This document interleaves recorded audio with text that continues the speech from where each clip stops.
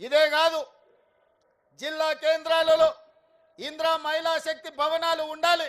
మీ సమావేశాలు కార్పొరేట్ కంపెనీలతో పోటీ పడే విధంగా మహిళా సంఘాల సమావేశాలు జరగాలి. మీ ఆర్థిక విధానాన్ని మీరు అక్కడ చర్చించుకోవాలని ప్రతి జిల్లా కేంద్రానికి ఇందిరా మహిళా శక్తి భవనాన్ని కేటాయించడమే కాదు, ప్రతి కేంద్రానికి 25 కోట్ల రూపాయలు కేటాయించి అద్భుతమైన భవనాలు కట్టుకోవడానికి మా ఆడబిడ్డలకి ఈరోజు మనము నిధులు ఇచ్చుకున్నాము. మిమ్మల్ని బలోపేతం చేసే కార్యక్రమాన్ని ఈరోజు మనం తీసుకున్నాం. ఇదే కాదు, ఓట్లు వచ్చినప్పుడు పంటలు పండినప్పుడు ఐకేపీ కేంద్రాలు నడిపి ఆ తర్వాత మా ఆడబిడ్డలకు పని లేకుండా ఉండకుండా ఇంతకుముందే మిత్రుడు బట్టి విక్రమార్క గారు చెప్పిండ్రు, మేము ఈరోజు మీకు 1000 మెగావాట్లు సోలార్ విద్యుత్ ఉత్పత్తి చేసి నిర్వహించి విద్యుత్ శాఖకు అమ్మే విధంగా ఈరోజు ఒప్పందాలు చేసినాం. మా ఆడబిడ్డలు ఇందులో చాలా మంది చదువుకున్న వాళ్ళు ఉన్నారు, పీజీలు పిహెచ్డి చేసిన వాళ్ళు సంఘాలలో సభ్యులు ఉన్నారు. నేను అడుగుతున్న ఈరోజు మా ఆడబిడ్డలు, మా చదువుకున్న వాళ్ళు, మా సోదరి మనులను ఆనాడు సోలార్ విద్యుత్ ఉత్పత్తి అంటే అదానీ అంబానీ కార్పొరేట్ కంపెనీలు చేసే వ్యాపారంగా చర్చ జరిగింది. నేను ఇవాళ మిమ్మల్ని అడుగుతున్నా, అదానీ అంబానీలతో మా ఆడబిడ్డలు పోటీ పడి సోలార్ విద్యుత్తును ఉత్పత్తి చేసి 1000 మెగావాట్లు ఈరోజు రాష్ట్ర ప్రభుత్వానికి సరఫరా చేసే ఒప్పందాన్ని ఈరోజు మా ఆడబిడ్డలకు అప్పచెప్పినము అంటే ఈ రాష్ట్ర ప్రభుత్వానికి మా ఆడబిడ్డల మీద ఉన్న విశ్వాసం, నమ్మకం. ఇది ఈరోజు మా ఆడబిడ్డలు అదానీ అంబానీలనే వ్యాపారంలో పోటీ పడగలరని మన ప్రభుత్వం విశ్వసించింది.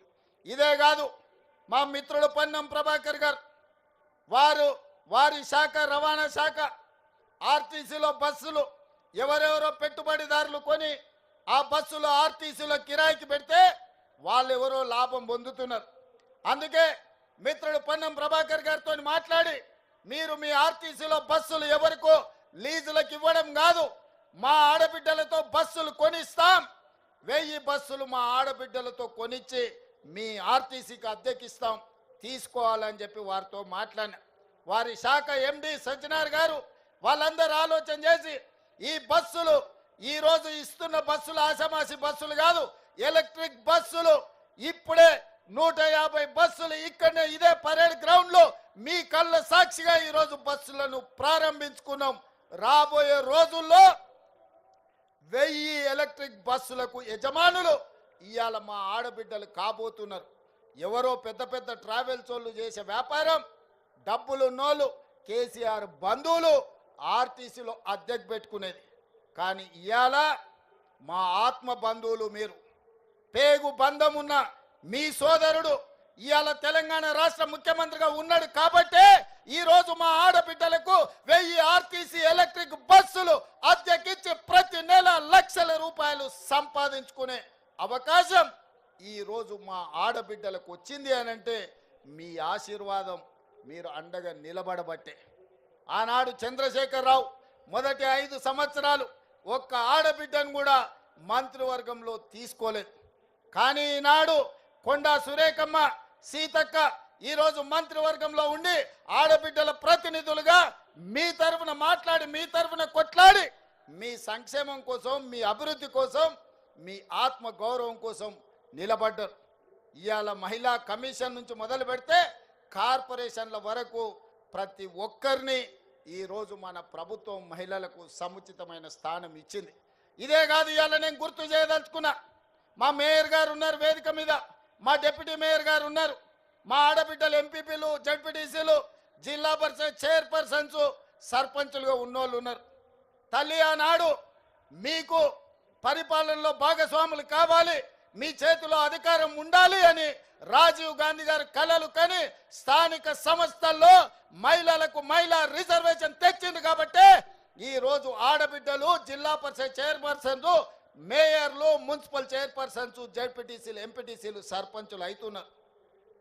ఈ అభివృద్ధిని, మీ పనితనాన్ని చూసి శ్రీమతి సోనియా గాంధీ గారు చట్ట సభలలో ఎమ్మెల్యేలుగా, ఎంపీలుగా, ఎమ్మెల్సీలుగా ఆడబిడ్డలు రాణించాలని రాజ్యసభలో మహిళా రిజర్వేషన్ పాసు చేసి ఇవాళ మహిళలకు చట్టసభల రిజర్వేషన్లు కాంగ్రెస్ పార్టీ సోనియా గాంధీ గారు కల్పించారు.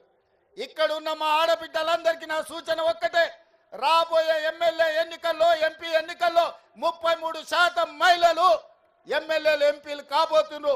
మీలో నైపుణ్యం ఉండి నాయకత్వ లక్షణాలు ఉన్న ఆడబిడ్డలకు టికెట్లు ఇచ్చి మిమ్మల్ని ఎమ్మెల్యేలుగా గెలిపించుకునే బాధ్యత, ఎంపీలుగా గెలిపించుకునే బాధ్యత మీ సోదరుడిగా మీ అన్నగా నేను తీసుకుంటా అని చెప్పి మా ఆడబిడ్డలకు మాట ఇస్తున్నా. మీరు నాయకత్వ లక్షణాలను పెంపొందించుకోండి, సమాజానికి సేవ చేయాలని ఆలోచన పట్టుదలతో ముందుకు రాండి అని చెప్పి ఈరోజు మా ఆడబిడ్డలకు చెప్పదలుచుకున్నా. అందుకే ఇవాళ మీరు ఆలోచన చేయండి. ఆనాడు ఇందిరమ్మ, ఆ తర్వాత ప్రతిభా పాటిల్, ఆ తర్వాత మీరా కుమార్, ఈనాటి వరకు మహిళలకు తెలంగాణ రాష్ట్రం ఇచ్చిన సోనియమ్మ ఆశీర్వాదంతో ఈనాడు ప్రియాంక గాంధీ గారు కూడా చట్టసభలలో ఉన్నారు.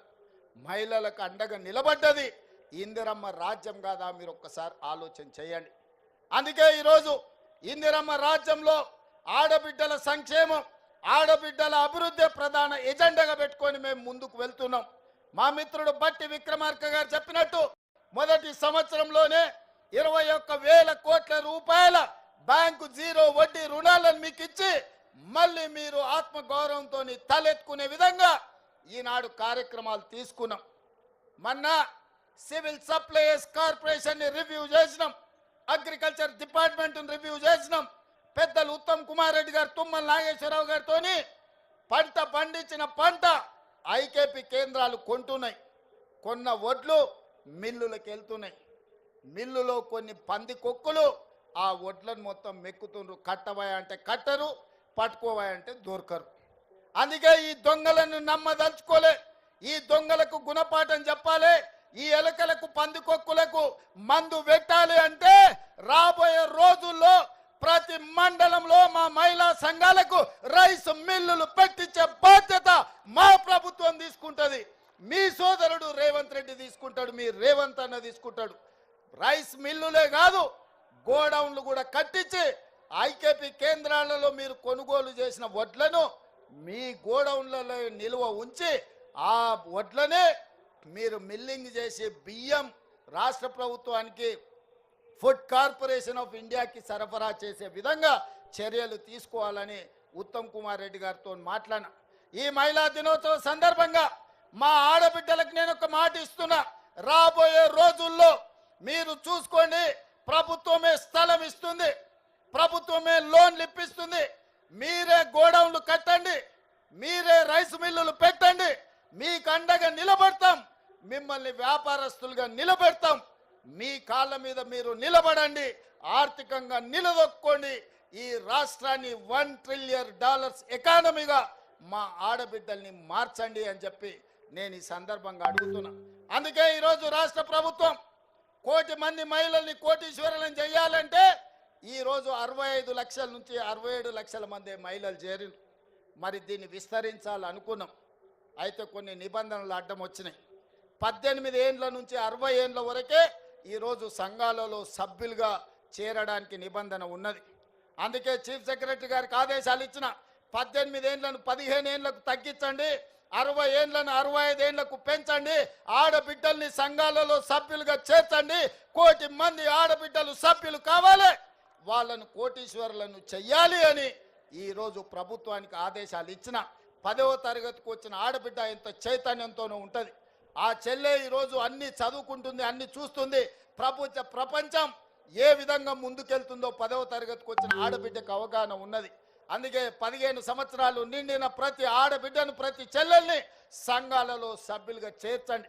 60 ఏళ్ళు పైబడిన కుటుంబ బాధ్యత నా తల్లి వదలలేదు. ఇంటాయన తిరగబోయినా, కొడుకు చేతికి రాకపోయినా తల్లిగా మీరే కుటుంబ బాధ్యత నెరవేరుతున్నారు. కూలి నాలి ఇంటి పని పాచి పని చేసి వ్యవసాయ పనులను చేసి ఈరోజు కుటుంబాలను 60 ఏళ్ళ పైబడ్డ ఆడబిడ్డల బాధ్యత మోస్తున్నారు. అందుకే 60 ఏళ్ళు పైబడిన ఆడబిడ్డల్ని కూడా, అక్కల్ని పెద్దమ్మల్ని ఈరోజు సంఘాలలో సభ్యులుగా చేయడానికి నిబంధనలను సడలించినాం. అందుకే మా అధికారులకు, మా ఆడబిడ్డలకు సూచన చేస్తున్న, సభ్యులను పెంచండి, కోటి మంది కాండి. కోటి మందిని కోటీశ్వరులను చేయడానికి నా వంతు ప్రయత్నం అండగా మీతో నిలబడతా. చివరగా ఒక్క మాట నేను చెప్పదలుచుకున్నా. చంద్రగ్రహణం పోయింది, మన జీవితాలలో వెలుగులు వచ్చినాయి. ఇందిరా మహిళా శక్తి అంటే ప్రపంచానికే ఆదర్శంగా నిలబడే ప్రయత్నం చేద్దాం. ఆనాడు ఇందిరాగాంధీని అమ్మ అన్నారు మొదటి తరంలో, రెండో తరంలో ఎన్టీఆర్ను అన్న అన్నారు. ఈరోజు నన్ను మీరు రేవంత్ అన్న అంటుండ్రు. నేను మీ కుటుంబంలో కుటుంబ సభ్యుని అన్న అంటే ఆ కుటుంబం యొక్క బాధ్యత తీసుకోవడం. ఇది బంధానికి పేగు బంధానికంటే అతీతమైనది. ఈనాడు మా ఆడబిడ్డల ఆశీర్వాదంతో తెలంగాణ రాష్ట్ర ముఖ్యమంత్రిగా ఈరోజు మీ ముందు నిలబడి మాట్లాడుతున్నారంటే ఈ ఆడబిడ్డల ఆశీర్వాదం ఉండబట్టే ఈ రేవంత్ అన్న మీకు తోడుగా ఉంటాడు. ఆనాడు ఇందిరమ్మ శక్తి, ఆ తర్వాత ఎన్టీఆర్ యుక్తి, ఈరోజు మీ రేవంత్ అన్న స్ఫూర్తిగా తీసుకొని తప్పకుండా ఆడబిడ్డల్ని కోటీశ్వరులుగా మార్చి కోటి మందిని అభివృద్ధి పదం వైపు నడిపించి తెలంగాణను $1 ట్రిలియన్ ఎకానమీ చేస్తాం.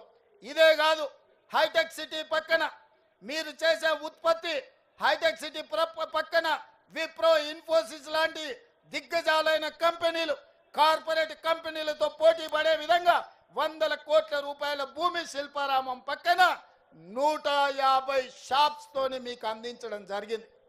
మీరు నలుమూలల నిర్మల్ పెయింటింగ్స్ కావచ్చు, ఆదిలాబాద్లో గిరిజనుల కళా వృత్తులు కావచ్చు, తెలంగాణ రాష్ట్రం నలుమూలలో వంటలు కావచ్చు, లేకపోతే తిను బండారాలు కావచ్చు, మీరు చేసే ఉత్పత్తులు అంతర్జాతీయ మార్కెట్ కలిగే విధంగా హైటెక్ సిటీ పక్కన మీకు ఇందిరా మహిళా శక్తి ఒక బజార్ను, ఒక మార్కెట్ హబ్ను మీకోసం క్రియేట్ చేసినాం. అక్కడ మీ ఉత్పత్తులను పెట్టండి, కార్పొరేట్ కంపెనీలతో పోటీ పడండి. 100% అన్ని రకాలుగా మేము అండగా ఉంటాం. రాబోయే రోజుల్లో మీరు ఉత్పత్తి చేసే అమ్మే వస్తువులకు ఏవైనా పన్నులు ఉంటే ఆ పన్నులను కూడా మా బట్టి విక్రమార్క గారితో మాట్లాడి ఆ పన్నుల నుంచి కూడా మీకు మినహాయింపుని ఇవ్వడానికి కుల వృత్తులు, చేతి వృత్తులతో మీరు చేసే ఉత్పత్తులను ప్రతి రూపాయి మీకు వచ్చే విధంగా మీరు మెటీరియల్ కొనుక్కోవాలి అంటే ఆ మెటీరియల్కి అవసరమైన లోన్లను కూడా మా బట్టి విక్రమార్క గారితో మీకు ఇప్పించి బైబ్యాక్ గ్యారంటీ ఇచ్చే విధంగా ఈరోజు తీర్చిదిద్దుతాం. అదేవిధంగా రెసిడెన్షియల్ స్కూల్స్, రెసిడెన్షియల్ కాలేజీలో ఆడబిడ్డలు చదువుకుంటున్నారు, వాళ్ళకి ప్రోటీన్ ఫుడ్ లేదు. మీరు ఉత్పత్తి చేసిన ఏ మండలంలో ఆ మండలంలో హాస్టళ్ళకి సరఫరా చేసే విధంగా మీ పిల్లలకు మంచి భోజనం, మంచి ఉత్పత్తులు అందించే విధంగా భవిష్యత్తులో నిర్ణయం తీసుకోబోతున్నాం. వాటి మీద కూడా చీఫ్ సెక్రటరీ గారికి సూచన చేస్తున్నా, అదేవిధంగా సిఓ గారికి సూచన చేస్తున్నా. మీరు సమీక్షించి మీరు విధానం తయారు చేసి నా దగ్గరికి తీసుకురండి, వాటన్నిటికి కూడా అనుమతిస్తా. మరి ఈరోజు ఇంత ఆలస్యమైన, ఇంత చీకటైన మారుమూల ప్రాంతాల నుంచి వచ్చిన మా ఆడబిడ్డలు ఇంత ఓపికగా కూర్చొని ఈ ఆలోచనలు పంచుకొని సంఘాలను ముందుకు తీసుకెళ్ళండి, సమావేశాలు పెట్టండి, మీ స్వేచ్ఛను ఉపయోగించుకోండి, మీరు స్వయం సాధారికతను సాధించండి, ఈ తెలంగాణ రాష్ట్రాన్ని అభివృద్ధి పదం వైపు నడిపించండి. అన్ని రకాలుగా మీకు అండగా ఉండే బాధ్యత నాది. ఇవాళ బీఆర్ఎస్ వాళ్ళు ఏడుస్తున్నారు. శ్రీశైలం లెఫ్ట్ బ్యాంక్ టన్నెల్ కూలితే జనాలు చచ్చిపోతే వాళ్ళు సంతోషంతో డ్యాన్స్ చేస్తున్నారు. ఏనైనా రోడ్డు మీద యాక్సిడెంట్ జరిగి ఎవరైనా చచ్చిపోతే వాళ్ళు సంతోషపడుతున్నారు. ఏనైనా పంట ఎండిపోతే వాళ్ళు సంతోషపడి గంతులు వేస్తున్నారు. ఇంత పైశాచిక ఆనందం ఎక్కడ నన్ను ఉంటుందా? ఏందే వాళ్ళ ఆలోచన? టన్నెల్ కూలితే రేవంత్ రెడ్డిని తిట్టొచ్చు, రోడ్డు మీద ప్రమాదం అయితే రేవంత్ రెడ్డిని తిట్టొచ్చు, కాళేశ్వరం కూలిపోతే రేవంత్ రెడ్డిని తిట్టొచ్చు, ఎండకు పంటలు ఎండిపోతే రేవంత్ రెడ్డిని తిట్టొచ్చు. నన్ను తిట్టడం కోసం మీ పైశాచిక ఆనందం మంచిదా అని బీఆర్ఎస్ వాళ్ళు నేను అడుగుతున్నా. 10 ఏళ్ళు ఏల్తిరి దోసుకుంటురి, 10 నెలలు కూడా కాలేదు, అప్పుడే ఈ ఏడుపులు పెడబొబ్బలేంది? ప్రజలు చచ్చిపోతుంటే బాధతో ప్రభుత్వానికి అండగా నిలబడాలి. ప్రజలకు ఏదైనా కష్టం వచ్చినప్పుడు మనందరం కలిసికట్టుగా ఆదుకోవడానికి ఆలోచన చేయాలి. ప్రజా సమస్యల్ని 10 ఏళ్ల పరిపాలన అనుభవం ఉన్న మీరు మాకు సూచన చేయాలి. ఈరోజు నీళ్ళ సమస్య వచ్చినా, కరెంటు సమస్య వచ్చినా, ప్రాజెక్టుల ప్రమాదం వచ్చినా మీ అనుభవాన్ని ఉపయోగించి ప్రభుత్వానికి సూచన చేయాలి తప్ప మీ పైశాచిక ఆనందం తెలంగాణ రాష్ట్రానికి మంచిది కాదు. పైశాచిక ఆనందం పొందినోడు ఎవడు బాగుపడ్డోడు ఎప్పుడు చరిత్రలో చూడలే. పురాణాల నుంచి నిన్న మొన్నటి ఎన్నికల వరకు ఈ పైశాచిక ఆనందం ఉన్నోళ్ళు బాగుపడ్డది సంగతే లేదు. అందుకే మీ ఏడుపు ఆపండి, అభివృద్ధిలో భాగస్వాములు కాండి. ఈరోజు జరుగుతున్న కులగణనలో మీ పేర్లు నమోదు చేసుకోండి. మా ఆడబిడ్డలు చేసే అభివృద్ధిలో కూడా మీరు భాగస్వాములు కావాలి. మా ఆడబిడ్డలు పట్టుదలతోని ముందుకు వచ్చిండ్రు. ఆడబిడ్డలకు అండగా నిలబడే బాధ్యత ఈ ప్రభుత్వం తీసుకుంటుంది. 1 కోటి మందిని కోటీశ్వరులను చేసే వరకు ఈ ప్రభుత్వం విశ్రమించదు. ఆడబిడ్డలారా, అక్కలారా, పెద్దమ్మలారా, చెల్లెల్లారా, మిమ్మల్ని అడుగుతున్నా, 1 కోటి మందిని కోటీశ్వరులను చేద్దామా? చేద్దామా? చేద్దామా? 1 కోటి మందిని కోటీశ్వరులను చేద్దామా?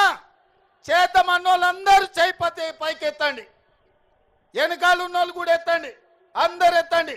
జై